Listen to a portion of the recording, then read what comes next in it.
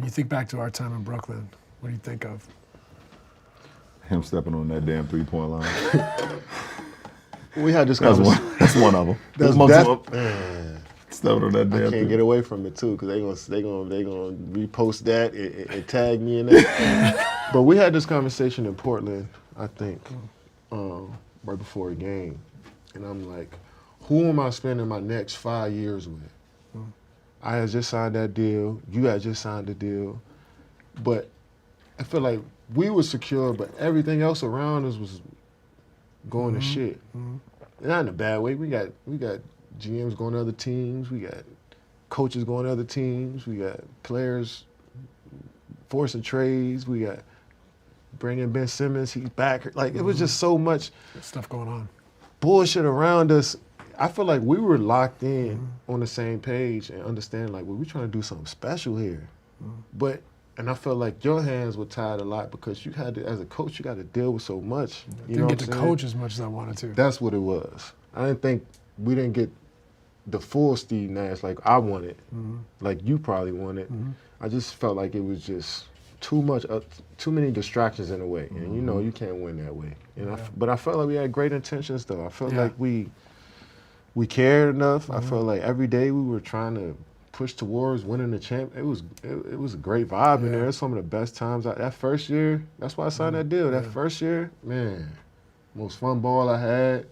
Some of the most fun ball I had playing my whole life. I enjoyed it. I enjoyed Brooklyn a lot. I love playing for Brooklyn, but it's just so much Stuff happened. around the guys that were committed to the situation. I felt like we were committed, but everybody else wasn't. It just was weird. Sometimes I feel like I let you guys down in a way, and then I think about everything that happened. Come on, man. That shit was... We had a 3-star roster. You know, the cap is team 3 stars. Played 16 games together. We balled out every game we played together. You know, that's one. You know, you could go down the list and add all these things, and for me, I end up feeling like I'm making excuses. Reality is, from my perspective, I feel a little bit like I let everyone down, but then I realized there was so much to me, and I just wish I had more of a chance to develop as a coach. I think so too. I just think your hands were tied too many times. You had to be a principal more so than anything. You know what I'm saying? Like, you just couldn't like inject your basketball. You know what I'm saying?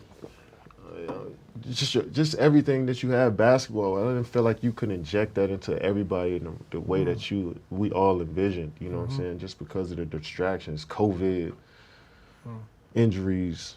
More than anything, I think it's injuries. I feel like we had a good chance to win that first year. But we were injured.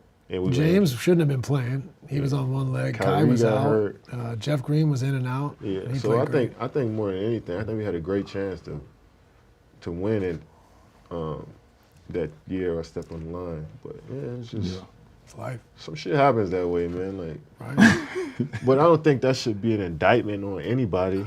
It's just like people don't understand context though, man, and what truly happens and how you need to really be connected as a group. Like, they just looked at the names and thought it's supposed to be perfect. And people always think like you said, without context, but also they want to come in over the top and say, they didn't do it, they didn't do this, they didn't do that.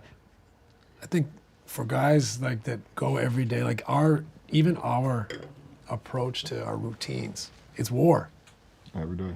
We're not afraid to lose. Yeah, exactly. Right. You know what I mean? So when we lose, it doesn't work out. We're not at home and everyone's like, they're killing. We don't think about that, right? We think about like taking on the chin. Let's get ready for whatever the next war is, right? We're going putting our boots back on the next year. Like, that's always been a mentality, but the dialogue around the league, the discourse around the league, they don't truly appreciate the journey sometimes of what goes on. Even the ones that don't work out. Right. You can still see some beauty in the Sacramento Kings that didn't win the chip. Right. Or your Phoenix Suns that didn't win the championship. Yep. Like, it's if you really love the game of basketball, you can pull great things from all of that stuff. And that's what I tend to do with that Brooklyn situation is we had some fun times. We had some terrible times, but that's life. Like that's what makes you a better human being. But for the most, I mean, if I'm being honest, we had more good times than not. Even the times when it was me and 4 two-way. Like shit was fun to me. Like we were successful. Like because we locked in as a family, just us for that little 48 minutes, and like a lot of those games, like high pressure games, late games. I'm sure those, even me, I learned from, but those young guys took a lot from that too. So I look at the season like that a lot. Of course, we want to win and go to the chip, but it's little small moments that I can appreciate throughout a year, even though we don't add up to winning. And a lot of people don't understand that, but we that shit is in our DNA and our blood. Like we look at the game of ball like that. Yeah, I mean, it ended up not being a success, quote unquote, but it's a great experience. Man, come on, great experience. That's all it's about.